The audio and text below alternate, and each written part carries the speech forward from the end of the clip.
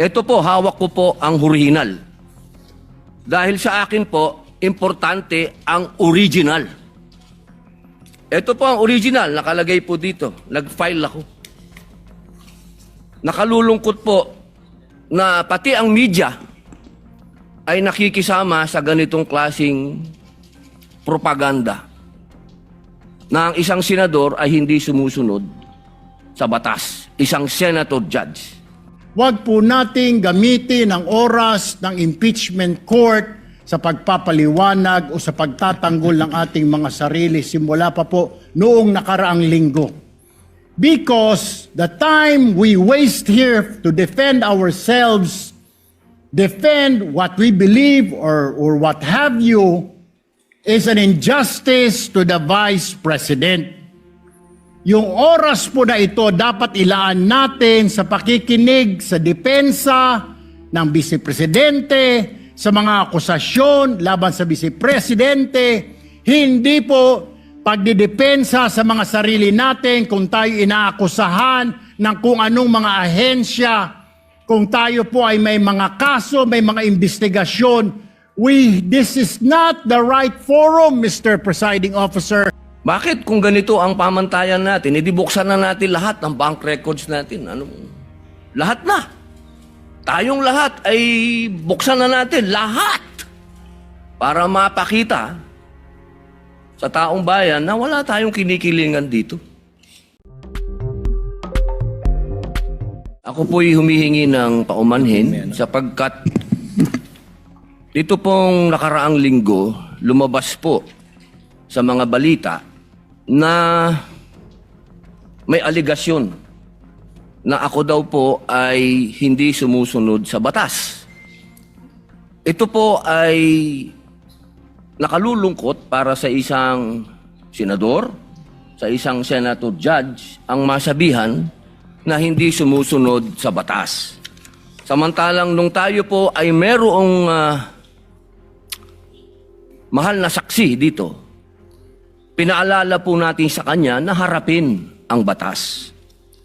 Noong nakaraang linggo, ang atin pong kaibigan na ombudsman, ang sinabi po ng mahal na ombudsman na ako daw po ay hindi sumunod sa kanilang pasabi na mag-file ng aking counter affidavit. Nakakalungkot po ito sapagkat hindi po ito totoo. Inaamin ko po sa inyo, kung ICC lang, hindi po talaga ako susunod. Hindi ako magpapasakop sa ICC. Pero dahil ginagalang ko po ang ombudsman, dahil siya po ay aking kaibigan na itinuturing, dahil nagkaroon na po kami ng napakahabang kwentuhan sa aking opisina nung siya po ay kalihim ng hustisya, nag-file po kami. Ito po, hawak ko po ang original. Dahil sa akin po, importante ang original. Ito po ang original, nakalagay po dito. Nag-file ako. Nakalulungkot po na pati ang media ay nakikisama sa ganitong klasing propaganda na ang isang senador ay hindi sumusunod sa batas. Isang senator judge. Ito po, maaari ko po kayong bigyan ng kopya, mga mahal kong kasama, para mapatunayan na hindi ko po kayo ilalagay sa kahihiyan. Ako po ay nag-submit ng aking counter affidavit.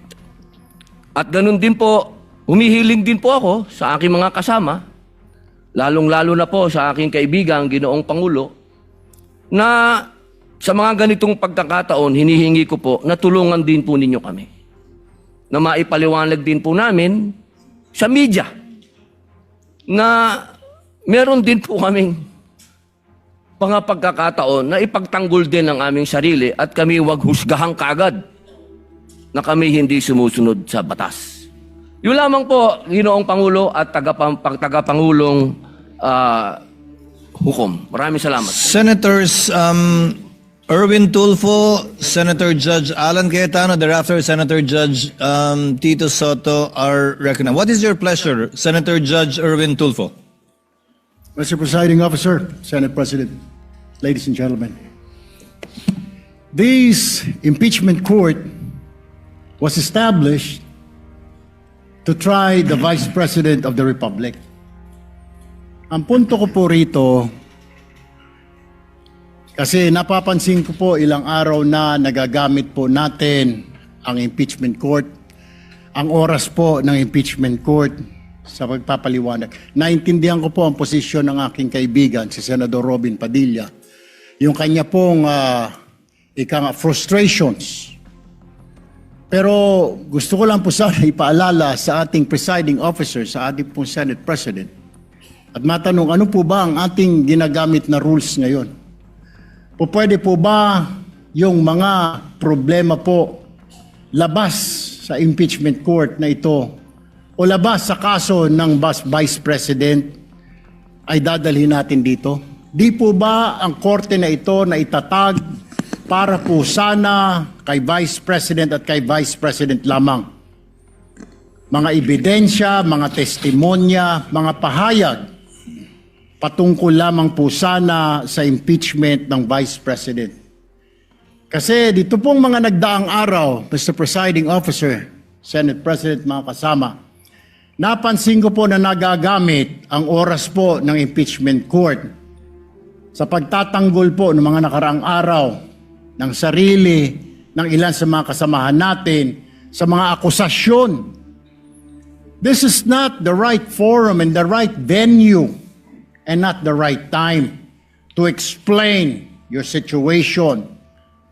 Kung gusto po ninyong mag-eksplika ng inyong mga saloobin, problema, maaari naman po ninyong gawin yan sa labas po ng oras ng impeachment court. Maaari pong sa press conference, nandyan naman po ang Senate media. Anytime po, nandoon sila sa Senate briefing room, press briefing room. Maaari din po sa Facebook o sa YouTube magpaliwanag. Huwag po nating gamitin ang oras ng impeachment court sa pagpapaliwanag o sa pagtatanggol ng ating mga sarili simula pa po noong nakaraang linggo. Because the time we waste here to defend ourselves, defend what we believe or what have you, is an injustice to the Vice President.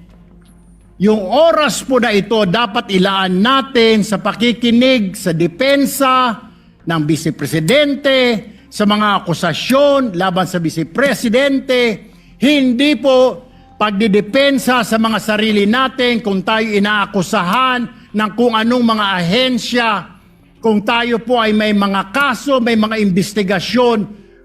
This is not the right forum, Mr. Presiding Officer, Mr. President, Senate President. This is not the right place. This court was established, was created, the impeachment court, for the Vice President and Vice President only. This should be her time. This should be her forum, not our forum here, na ilabas natin ang saloobin natin, mga sagot natin sa mga akusasyon, mga kaso laban sa atin. And this is not also the time, Mr. President, Mr. Presiding Officer, na hanapin yung mga kasama nating nawawala, nakakulong, dapat po doon sa Senado natin, sa sesyon natin, and not here in this court, Mr. Presiding Officer, Mr. Senate President.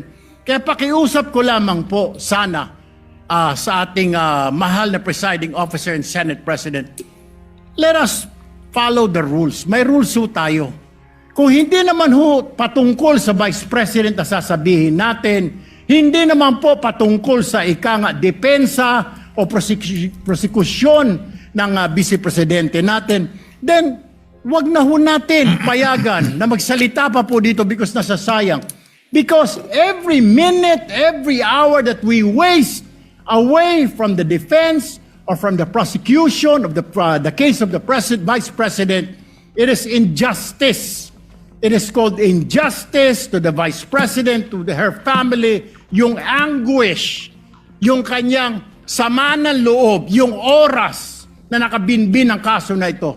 Let us do this impeachment trial as quickly as possible. If we have to clear the Vice President, then let's clear her. If we have to prosecute, then prosecute her with the evidence kung meron. Not waste our time kung ano-anong sinasabi natin dito to protect ourselves, to defend ourselves. This is not the right forum, Mr. Presiding Officer. Kindly wind up, Mr. Senator Senate Judge President. Erwin Tulfo. This is not the right forum for us to defend ourselves. Bring it somewhere else. Bring it to the press. Bring it to the social media, but not here. Thank you, Mr. President. The remarks of the gentleman are noted. Earlier, Senator Judge Alan asked to be recognized. Are you yielding in favor of Senator Judge Padilla? And thereafter, Senator Judge Soto. Thereafter, Senator Judge Thank you, Padilla Mr. before the Presiding chair Officer. makes a ruling on the matter. Yes, Senator Judge Alan Cayetano is recognized. Thank you. I'm happy. You may proceed, sir. I'm happy I finally heard Senator Judge Erwin Tulfo is concerned about the justice or injustice to Vice President Sara. That's good news. Regarding the waste of time here, sabi ni Senator Joker Arroyo, it is useless to argue a legal point with a non-lawyer. When Senator Marcoleta brought that up here, nagkaroon ng commotion. Senator Miriam stood up here many times and said, kaya ka nga nagfo 4 years na law school at nagbabar. So let me give my own interpretation. The impeachment court is formed with lawyers and non-lawyers. And we interact, and it's for everyone, and we're equal. But if there's an engineer here or a doctor, and they talk about medical principles, I have to either study and argue on medical principles. Hindi ko pwedeng sabihin, hindi, ganito lang yan, logic lang yan, etc. Diba? So, ang legal principle natin today is simple, integrity ng court. So, allow me to mention that to the people and help educate my colleague here. The integrity of the court and the justices or judges is always relevant. So if the Supreme Court or COMELEC, Court of Tax Appeals, Sandigan Bayan is being heard and the judges are being threatened, you give them time. So we cannot take the impeachment out of context. May nangyayaring flood control scandal, may nangyayaring gulo sa Team Unity na hindi na united ngayon. We consider Senator Marcoleta and Senator Jinggoy political prisoners, weaponized yung Blue Ribbon Committee at weaponized yung ano. So Mr. President, hindi tama na sabihin na I wasn't, after we brought up the problem with NBI, they doubled down, naggumawa pa ng task force. I mentioned 2 colleagues sa SALN, I didn't accuse them. Sabi ko lang, just like Vice President Sara, just because tumaas ang SALN, can we already ask for the BIR, for the AMLA and the bank accounts? So sabi ko, yan ang i-discuss namin sa Monday. Nag-react na, nag-accuse. I did not take up your accusations here today. Si Secretary Vince Dizon, 3 beses na nag-verify sa Taguig. Sinabi na 3 beses na walang ghost. Ngayon, i-verify ulit. I wasn't going to bring that up, but then i-question ninyo si Senator Padilla. It was all over the news na hindi niya inintindi or he snubbed the ombudsman. I was going to stand up before Senator Erwin stood up just to say, may registered mail. So nung una pa lang, 5 minutes si Senator Tulfo, so I'll take the 5 minutes also if you don't mind. The gentleman may proceed and Yes. kindly be mindful of the time. Yes, I will now. So I'm just saying, Senator Padilla just stood up to say, sumusunod siya sa batas, tapos. Kaya humaba to, dahil nga, hindi importante ata dito yung integrity ng judge. Lastly, kaya sinabi kong it's useless to argue a legal point. Ilang beses ko na narinig dito. It's our job to clear or prosecute the Vice President. Hindi po. It's our job to try and to decide. It's the prosecution's job to try to prosecute, and it's the defense job to convince us na wala. Our job is to try and to decide. And when you decide, you acquit or you convict. Why is that important? These are legal terms. Hindi pwedeng yung nanonood na law student ngayon sasabihin, trabaho pala ng judge to clear or to prosecute. Thank you, Mr. Presiding Officer, Mr. Senate President. Thank you, Senator Judge Alan Cayetano. His remarks are noted. Senator Judge Soto, thereafter, Senator Judge Padilla. Thereafter, the presiding officer shall make a ruling. You may proceed, sir. You have 2 minutes. Yeah, thank you, Mr. President, the presiding officer. I do not have 4 years of law, but I have 29 years of lawmaking. And I move that the manifestations of that we have heard be referred to the Senate proper. We will act on it at the proper time, Your Honor. Thank you. Your remarks are noted. Senator Judge Padilla is recognized. You may proceed, sir. You have 2 minutes. Maraming salamat po, aming tagapamahalang hukom. Ito pong kasuotan natin sa mga oras na ito, hindi lamang po ito nire-represent ang impeachment ng ating pangalawang Pangulo. Ang nire-represent po nito ay ating karapatan bilang mga Pilipino at unang-una na ang due process. Ito po yun ang ibig sabihin. Kaya ikaw ay pangalawang Pangulo, ikaw ang Pangulo, ikaw ay Senator Judge, ikaw ay magsasaka, ikaw ay mangingisda, kailangan may due process. Yung pong nangyari sa akin, na ako po ay nahusgahan na kaagad bilang Senator Judge, ang pinaglalaban po natin integridad ng korte na ito at ng mga Senator Judge. Kaya sana po wag nating kalimutan na ang bawat Pilipino ay may karapatan, lalong-lalo na sa usapin na ikaw, ako, sa oras na ito, ay Senator Judge. Yun lamang po, napakaiksi lang.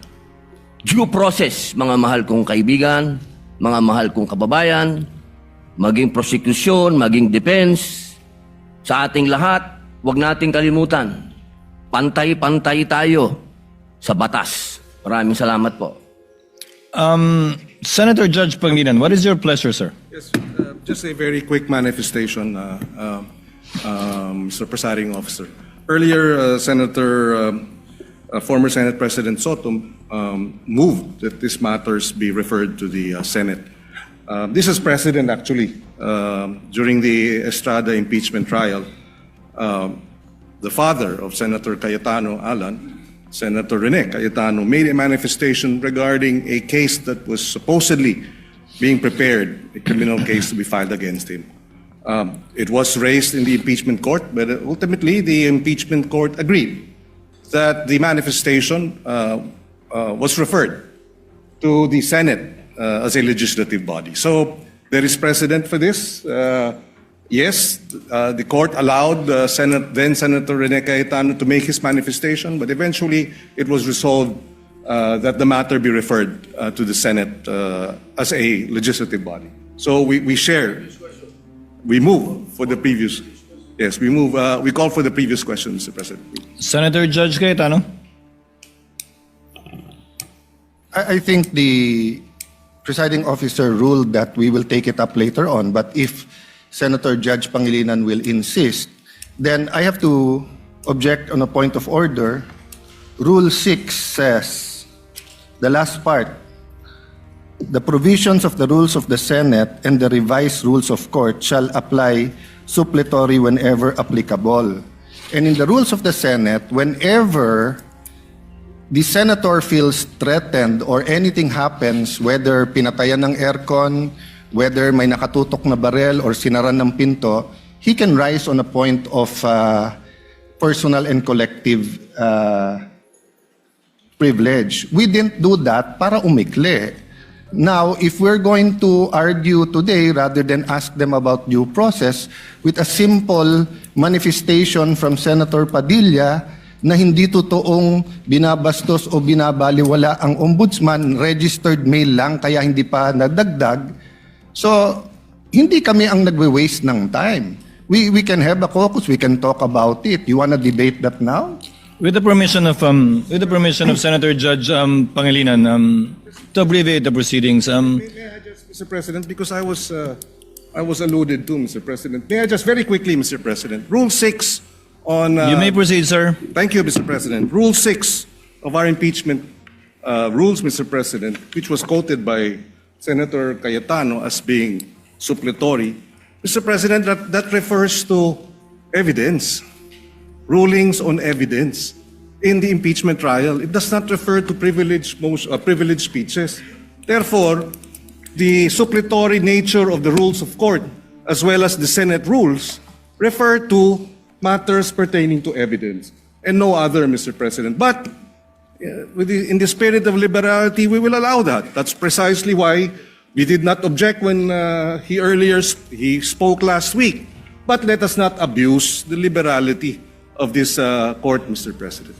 With the permission of Senator Judge Tulfo Erwin, the chair will make a ruling because I believe it is also his position not to prolong this matter in discussing collateral matters not pertaining to the articles of impeachment that we are hearing and trying before the impeachment court. The chair rules that the manifestation of Senator Judge Padilla shall remain in the records. We cite as a precedent to the precedent mentioned by Senator Judge Pangilinan, where the speech of the late former Senator Rene Cayetano was not expunged from the record, but referred to the Senate as a legislative body where it may be taken up.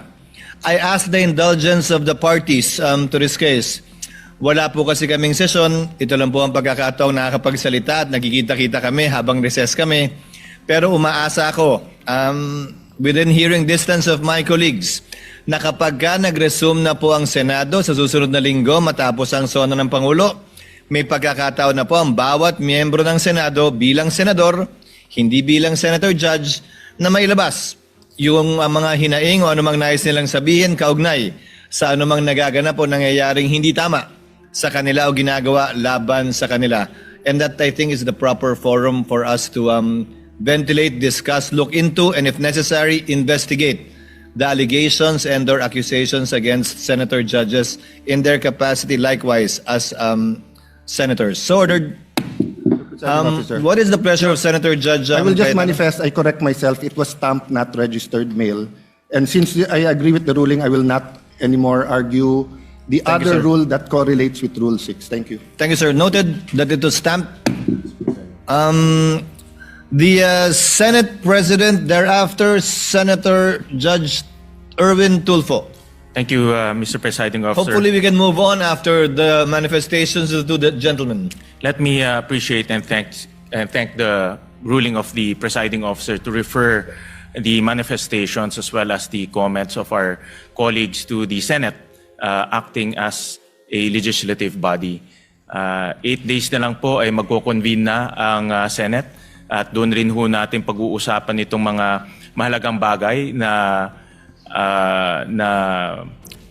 pag-usapan ho natin ngayon. At kanina po ay narinig ko po yung komento ng ating kasamaan si Senator Romy Padilla at ito po yung mga bagay na dapat rin po nating talakayin pag nagbukas na po ang Senado in 1 week's time. So with the indulgence of our colleagues, importante ho yung oras ng trial sa mga darating na panahon. Nasabi ko nga nung mga ilang araw na mahaba pa yung ating dadaanan. Ito ay 7th day pa lang out of the 102 days na dadaanan ho natin. Kaya bawat oras, bawat segundo ay napakalaga. At nagpapasalamat po ako sa ating mga kasamahan dahil po sa kanilang masusing pag-participate ho dito sa ating impeachment. Pero dadating rin po tayo doon sa pagtatalakay nitong mahalagang issue pagbukas po ng Senado. Maraming salamat, Mr. Presiding Officer. Senator Judge Erwin Tulfo, briefly, sir, so that we can proceed to the matter on hand. Very quickly, Mr. Presiding Officer, can we start now, sir? I was about to, sir. Thank you, sir. We wasted 26 minutes for nothing. Thank you po. Proceeding now to the matter on hand. The presiding officer already made the ruling, referring it to the Senate as a legislative body, Senator Judge Soto. Without expunging it from the records, let it remain there. We will now proceed on the matter at hand. We now resume consideration of the prosecution's requests for the issuance of subpoenas duces tecum number 1 for the banks and the Anti-Money Laundering Council on one hand, and to the Bureau of Internal Revenue on the other. And as previously agreed, and discussed not only in caucus but also directly by the presiding officer with some members. Chair will now recognize, as I understand, Senator Judge... Ikaw ba una? Senator Judge Alan or Senator Judge Villanueva? Or Senator Judge Pia? Who would want... No one's raising their hand, that's why I don't know who... Senator Judge Villanueva is recognized. You may proceed, sir. Thereafter, Senator Judge Pia Cayetano. Thereafter, Senator Judge Alan Cayetano. You may proceed, sir. Thank you, Mr. President. Thank you, Mr. Presiding Officer. As much as I am more than willing to give way to our dear colleagues. But Mr. President, before I make I inquire and pose some questions to the prosecution and the defense, may I also raise something, Mr. Presiding Officer? Gusto ko lang pong malinawan tungkol po dun sa procedural aspect, Ginoong Pangulo, dun sa motion na ito. Kasi ho, sa regular courts, hindi naman po unusual na ang isa pong motion ay i-grant in part at i-deny in part. Depende po sa legal and factual basis ng bawat relief na hinihingi po, Ginoong Pangulo. So, pwede ko po bang malinawan lang, Mr. Presiding Officer, tama po bang sabihin ganun din yung kapangyarihan ng ating impeachment court? Maaari po ba na suriin ang bawat hinihinging sabina ng magkahiwalay at magpasya po batay sa legal at factual basis ng bawat isa sa halip po na tratuhin ang buong motion bilang isang all or nothing proposition? Tatratuhin ng hukumang ito bilang nag-iisang motion ang tag-isang motion na inihain ng prosecution. They only filed 2 motions, Senator Judge Villanueva, and the court will act on these 2 motions separately, regardless of the number of issues or sub-issues underneath each motion. The reason is simple. Because the court should be a passive body. By amending the motion into several parts and voting on it separately, we are essentially acting as if we were one of the parties. In voting for or against the grant of the motion, we should take into consideration all of the factors that may be raised for or against it. And it may be cited by the Senator Judge in explaining his vote or voting for or against it. Pangalawa po, bilang mga hukom, hindi tayo pwedeng masyadong aktibong makilahok sa paraan ng mga motion which is essentially a relief being asked for by a party sa pamamagitan ng paghahati ng mga motion na yan para pagbotohan ng hiwa-hiwalay. And there is precedent insofar as this position taken by the presiding officer is concerned. In the impeachment of the former Chief Justice, late former Chief Justice Corona, where then Senate President, presiding officer Enrile ruled that the ruling of the chair on motions are indivisible and may only be appealed in toto and not in part. Thank you, Mr. Presiding Officer. And it's clear to me now, despite the fact, Mr. Presiding Officer, Your Honors, that if there would come a time na, for example, sa isang sabina, may sinasabina na sa asawa o sa korporasyon na hindi naman relevant at material doon sa kaso, yun lang po, Ginoong Pangulo, ang ating nagiging reservation tungkol po dito. Ngunit naging malinaw po sa akin na magiging isang desisyon lamang doon sa dalawang motion na inihain. Tag-isang desisyon Tag-isa. kada motion, pero pwede, gaya ng nasabi ng kagagalang-galang na hukom, na senador, na pwedeng hindi ibigay yung lahat ng korteng ito. Pwedeng iba lamang, parte lamang, at hindi eksakto ng hiningi niya. Pero yun ang Pwede. pagpapasyan na bilang isang nag-iisang motion. Marami pong salamat. Naging mas malinaw po sa kinatawan na ito ang ruling ng ating presiding officer. May I start raising some questions, Mr. President, Mr. Presiding Officer, to the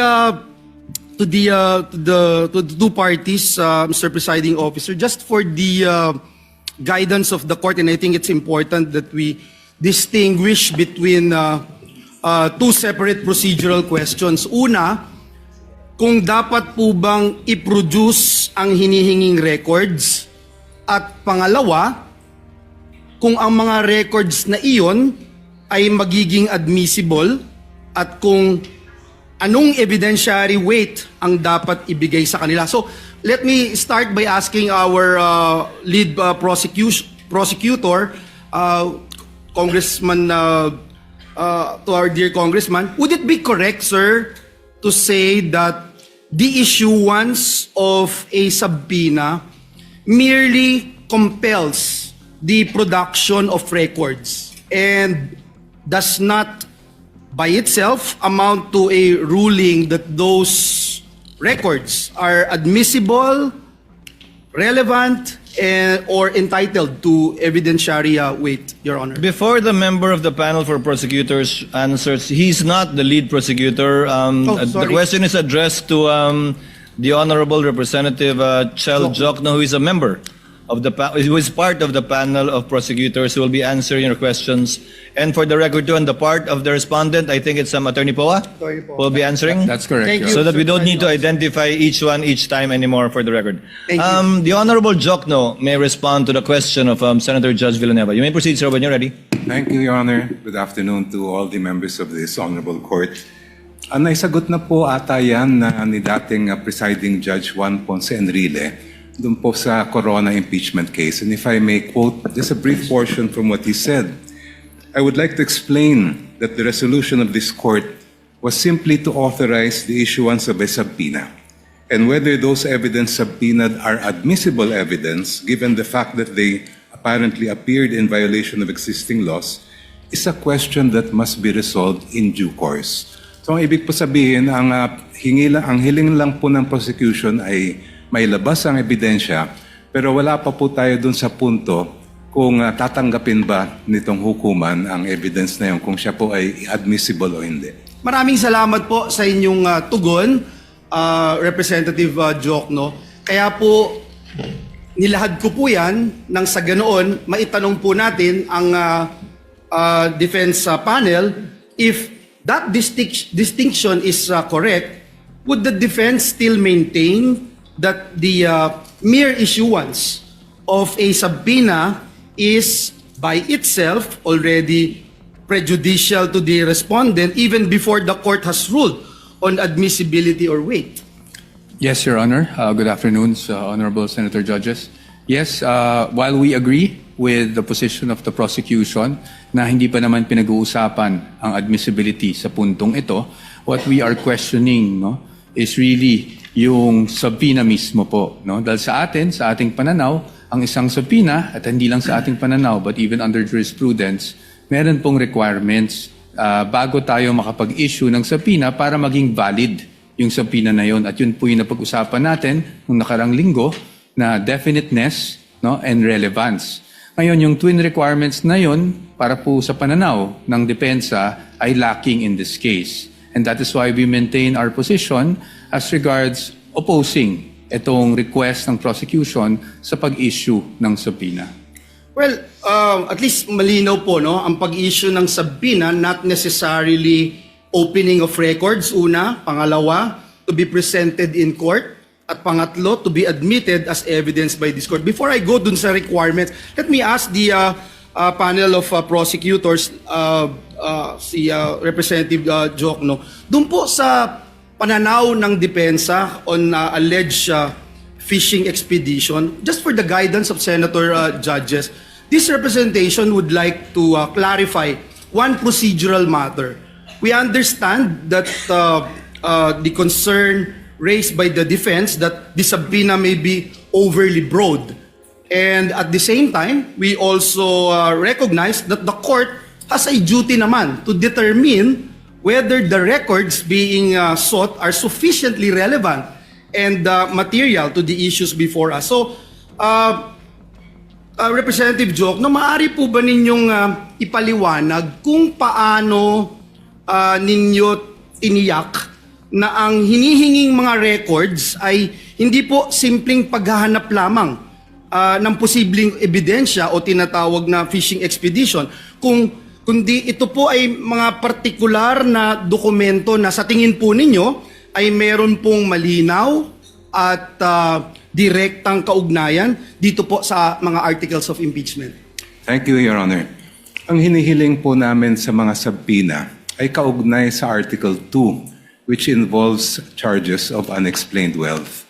Kung titingnan po natin yung mga jurisprudence pagdating sa unexplained wealth, klarong-klaro po na sinabi mismo ng Korte Suprema na kailangan makita yung buong larawan, hindi lamang po ng mga SALN na final ng isang lingkod bayan, kung hindi lahat ng kanyang kinita, both what we would call lawful and if there is, illegitimate income.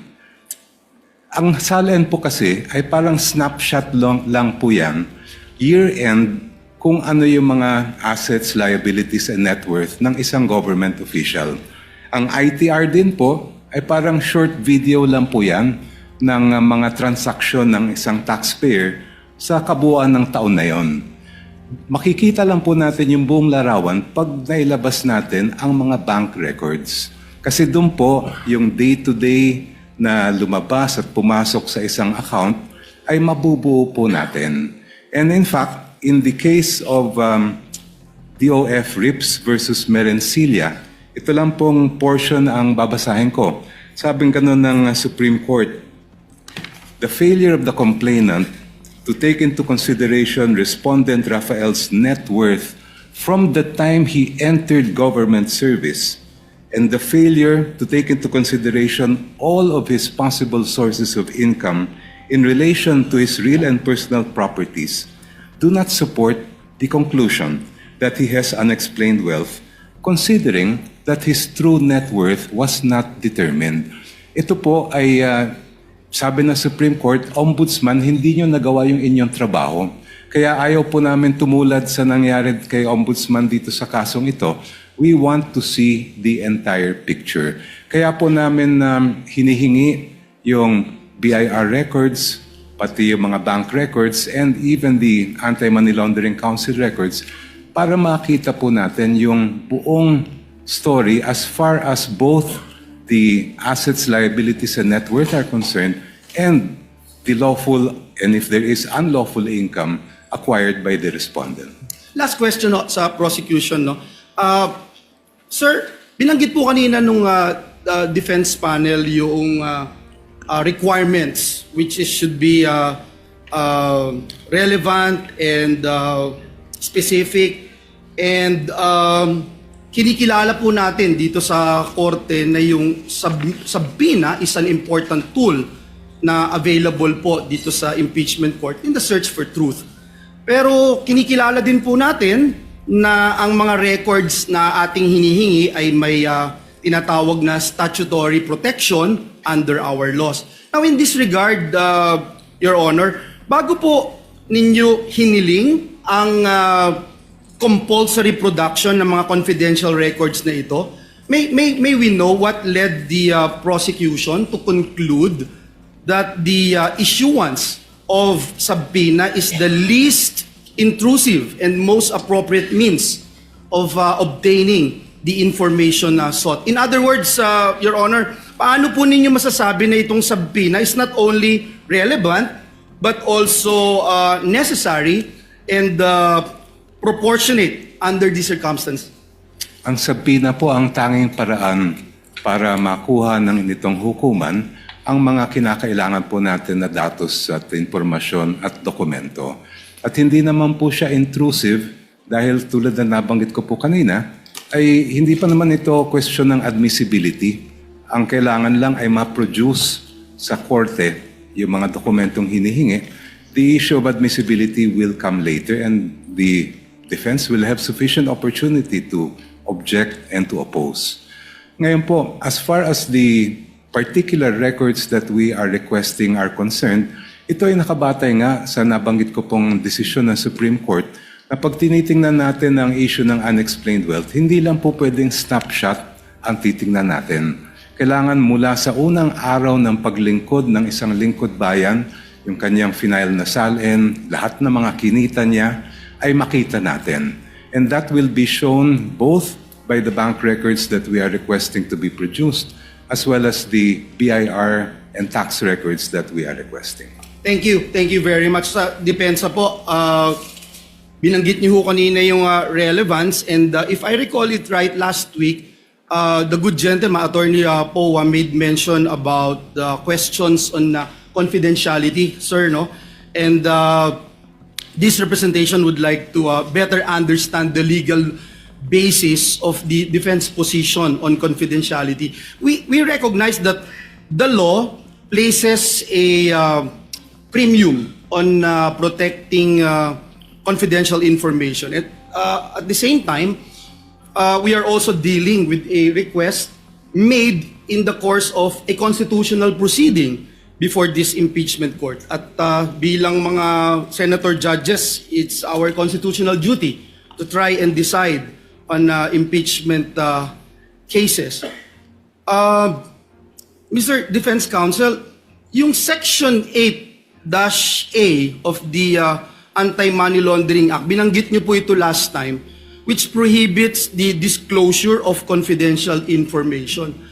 How should this apply to records sought through a subpoena issued by the impeachment court? Because as I read, Your Honor, Section 8-A, it imposes confidentiality, but it does not expressly create an absolute privilege against the subpoena. There is a distinction between an authorized disclosure and production pursuant to a lawful order of a constitutional body. So, again, my question, Your Honor, where exactly in Section 8A does it say that AMLC may refuse a lawful subpoena from this court, Your Honor? Thank you for that question, Your Honor. Unang-una, sagutin ko lang po yung pretense ng inyong tanong. No? Sabi nyo, this is a constitutional body, hindi po ba? And as we all know, there is an old legal maxim that the spring cannot rise over the source. No? Ibig sabihin po nun, while the impeachment court is a constitutional creation, it cannot go over and above the Constitution itself. And when we talk about the impeachment court under Article 11, we cannot read that in isolation. We have to also give due regard for all other provisions of the Constitution, specifically the Bill of Rights, kung saan due process no, ay isang bagay na nakatatak po doon at pinapakita doon ano bang ibig sabihin ng due process. Due process is kasama po sa kalakip ng due process ay ang bawat na nasasakdal ay meron ding pribilehiyo na maging maprotect o maproteksyonan ng mga batas na isinagawa ng mismong Kongreso. So now let's go on to Section 8A. No? As you can see, Your Honor, that is at least for our position, it's an absolute prohibition. Unlike other laws where they created, for example, in the Bank Secrecy Law, meron nakasulat doon, aaminin natin, in cases of impeachment is an exception. Pagdating po dyan, wala po ni isang exception. It could have been easy, especially since this is a 2021 amendment. No? It could have been easy for Congress to have cited impeachment as an exception if it did actually wish to do so. But it did not, Your Honor. And it is our position that if we were to compel and issue a subpoena against these AMLAC records, we're actually compelling the officials to violate this very section of the law. And that is why we are saying na pagdating sa 8A, absolute po yan. It does not say that there's any exception if any court processes are actually issued to compel the production of these documents. Precisely because ang nasa loob po kasi ng mga records ng AMLAC are intelligence. No? And that's why it's confidential. And once AMLAC determines that they find out that certain transactions are subject to money laundering or should be actually filed in court, the end result is the complaint itself and not the raw data. And that is why, Your Honors, as to the raw data or the information that they receive, yan po ay strictly confidential under 8A. Thank you for that. Again, I would like to put on record that I was trying to look at that particular section 8A, and I don't see anything that says this court would not have any prerogative as to whether or not we can subpoena bank records. But let me move forward. Perhaps this could be my last question, Your Honor, Mr. Presiding Officer. The Constitution recognizes two equally important principles: confidentiality on one hand, and the freedom of information, which promotes transparency and public accountability on the other. So, Attorney Powa, gusto ko lang pong malinawan for the benefit of this representation and our dear colleagues here, being senator judges, may legal distinction po ba between disclosure of information to the general public and the limited production of records solely to this impeachment court in the exercise of its constitutional function? Because we understand that the principle of freedom of information is rooted in transparency and public accountability, especially po when the conduct of a public officer is under constitutional scrutiny. Now, if confidentiality is the concern, would you agree, Attorney Powa, that this impeachment court can impose safeguards on the use and disclosure of the records? Kung maaari naman po na magpatupad ang impeachment court ng sapat po na safeguards upang mapanatili ang confidentiality ng mga records, bakit po dapat maging hadlang ang confidentiality sa isang impeachment court upang suriin ang mga impormasyon na maaari nga pong may kinalaman sa mga isyung nararapat nitong resolbahin bilang isang impeachment court? Para sa atin po, no, kung ano man pong hakbang ang pwede o hindi pwedeng gawin ng isang impeachment court tulad ng nasa harap natin na ngayon, it must be confined to the limits imposed by the Constitution and the laws. No? So, kahit sabihin po natin, we are not against transparency. I just want to make that clear, Your Honors. We are not against accountability. But again, as I've mentioned last week, hindi naman porket po that we are all looking for accountability ay transparency, ay isasantabi na lang po natin kung ano ang mga karapatan, hindi lang para sa impeachable officer, pero para kahit sinong Pilipino na nakasaad sa batas, including absolute confidentiality in terms of AMLAC reports, which we are pointing to. So para po sa atin, nakikita ko yung punto po ng ating hukom, no, na paano kung mag-impose na lang tayo ng certain conditions. However, Your Honors, those certain conditions may be allowed for other records, pero pagdating sa AMLAC po, absolute po kasi yung prohibition. And if we were to amend or at least suspend the provision of 8A, then it is as if this honorable court is actually doing some sort of judicial legislation, no? Because we are technically suspending this law for a specific person na hindi natin pwedeng gawin sa iba. That is why, ang sa akin lang po, ang sa amin, sa punto ng depensa, is paano po yun? Meron po pang instances na papayagan na lang natin, isang tabi natin yung batas, at merong instances na hindi. I think, Your Honors, we feel, the defense feels, Your Honors, that in the search for truth, transparency, accountability, we must still work within a framework, which means that we must work within the limits imposed by the Constitution, the laws, and the rules of the land. Yun lang po, Your Honor. Salamat po, Attorney.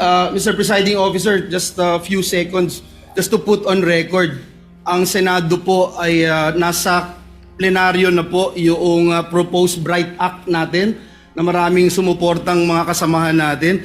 And ito kasama po dito yung amendments to AMLA to put in black and white the circumstances under which bank records, financial transactions may be lawfully accessed by competent authorities, subject always, of course, Mr. President, to appropriate safeguards and due process. So gusto ko lang pong banggitin that indeed, confidentiality is an important legal protection, pero hindi din po ito dapat maging dahilan naman para manatiling mailap po ang pananagutan. Ang mabuting batas ay kayang pangalagaan ang privacy nang hindi po nasasakripisyo ang accountability. Our laws must be able to protect both, Mr. President, Mr. Presiding Officer. Maraming salamat po, Ginoong Pangulo. Maraming salamat po, our council. Thank you.